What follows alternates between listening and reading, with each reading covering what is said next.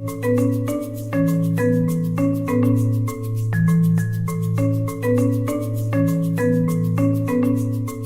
dans le cas du cancer colorectal, nous sommes amenés à rechercher les mutations des gènes de la famille RAS, donc KRAS ou NRAS. Et comme vous le savez, ça vous a été présenté, il existe 7 mutations principales sur 2 codons importants que sont le codon 12 et 13 du gène KRAS au niveau de l'exon 2.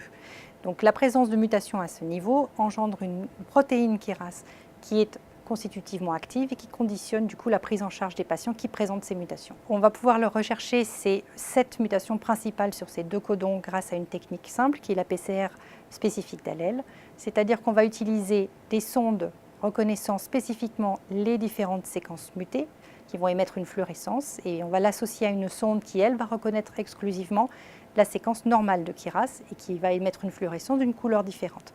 On va donc réaliser 7 réactions de PCR différentes, chacune spécifique pour une mutation et l'analyse de ces 7 réactions de PCR va permettre de détecter, de mettre en évidence la présence d'une mutation ou non chez le patient. Alors à la fin de la réaction de PCR, nous allons vérifier l'apparition de courbes d'amplification, c'est-à-dire l'apparition des amplicons qui sont détectés à l'aide des sondes que nous avons mis dans le mix réactionnel. Je vous rappelle, on a 7 sondes fluorescentes, chacune spécifique complémentaire d'une des mutations principales de RAS et une sonde d'une fluorescence différente, donc d'une couleur différente correspondant à l'allèle normal, donc non muté de KRAS. Alors, pour interpréter cette expérience, nous allons regarder les courbes d'amplification, c'est-à-dire l'apparition des amplicons au cours des cycles de la PCR à 2 fluorescences ou couleurs différentes. Nous allons commencer par valider les 3 témoins qui sont toujours mis dans chaque expérience. Un ADN témoin connu pour porter la mutation de KRAS du codon 12 qu'on recherche ici, un ADN témoin non muté pour KRAS et un témoin avec le mix réactionnel sans ADN.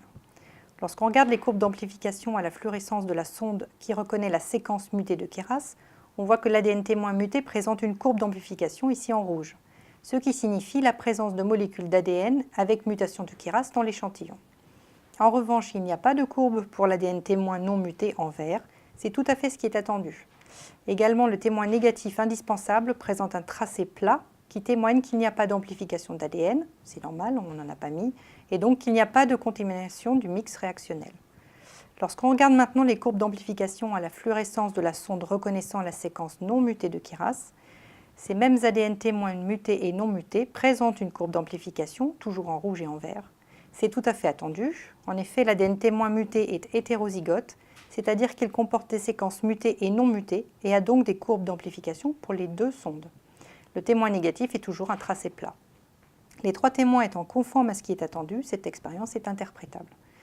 Alors, si on regarde maintenant ce qu'il en est de l'ADN extrait des échantillons de tumeurs des patients, eh bien, lorsqu'on regarde les courbes d'amplification à la couleur de la sonde reconnaissant la séquence mutée de KRAS, on voit que l'ADN du patient 1 en orange ne présente pas de courbe d'amplification, ce qui veut dire qu'il n'y a pas de molécule d'ADN comportant la mutation recherchée ici dans cet échantillon.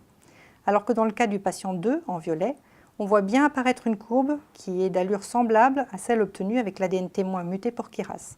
Donc finalement, cet échantillon d'ADN tumoral présente une mutation de KRAS, ici du codon 12.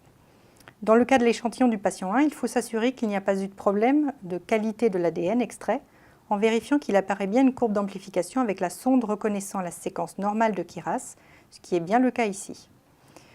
Et en fait, il faut maintenant procéder de la même manière à l'interprétation des 6 autres mutations de KRAS testées dans cette expérience pour ces 2 patients. Donc pour avoir un profil RAS complet, il faut donc faire 7 réactions pour les 7 mutations. Donc cette technologie est rapide, sensible, mais en revanche, elle ne répond qu'à la question posée. Ça veut dire que si on n'a pas la mutation, la sonde correspondante à la mutation, on ne peut pas répondre à la question de y a-t-il cette mutation. C'est la limitation de cette technologie qui est tout à fait intéressante et rapide.